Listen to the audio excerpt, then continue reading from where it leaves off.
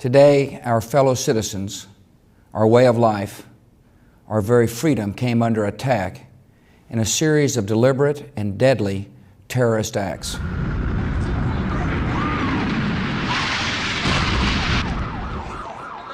What are those people going to do?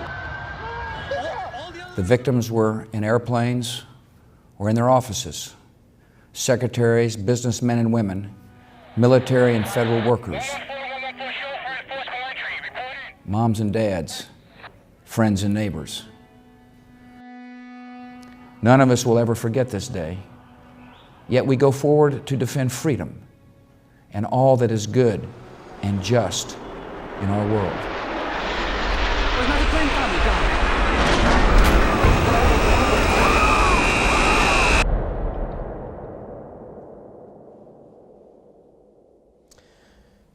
So the morning of September 11th, 2001, I was in Virginia Beach with a SEAL team.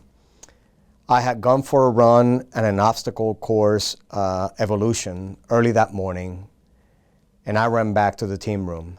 When I entered the team room, there were a couple of the teammates sitting in there, and the first plane already had hit the first tower.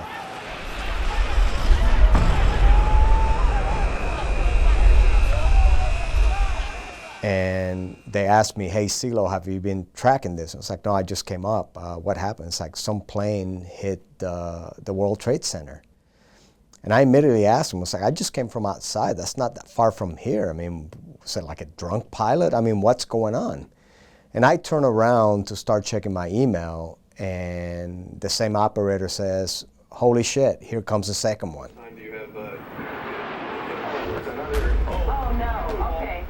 From that moment on, everything was dropped. We went out to our cages where we have our equipment and just got ready for what was coming. I don't know.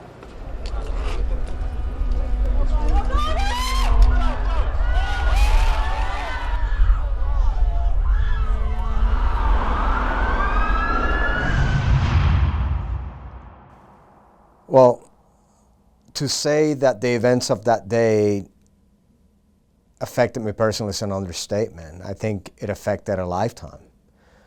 From that moment forward, there were many of us, close friends, that trained to a very high standard just to make sure that we did not get the mission wrong and to get justice for what was done. Every single one of us, regardless of age, demographic, service, specialty, had one mission, and that was to prevent that from ever happening again. Never again will American soul be attacked.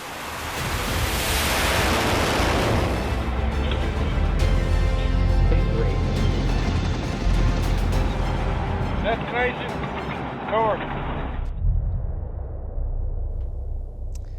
And we got to see generations, after generations, coming after us. The new guys, performing the mission in the same fashion, just to make sure that they did not get it wrong. Not only for today, but for the future. And they laid it all on the line.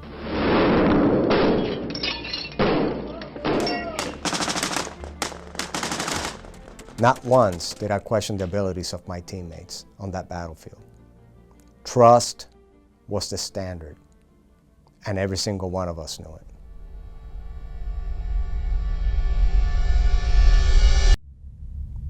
Chappie was the first teammate we saw die in combat. He's the first one we lost. And I think it affected the unit in a way where it magnified the anger we had against our enemies. It fueled the motivation to go ahead and be out there fighting day in and day out. And it continued to carry us for years and years and years to come. And as the war progressed, we lost more of our friends and comrades. We lost allies, partners. And every single one of them that died just became fuel to get after the enemy. There's only one thing that I would like to say, and that's don't let anyone take your honor and your pride away for everything that you did over the last 20 years. Because one sentence at the end of the book doesn't rewrite the whole book.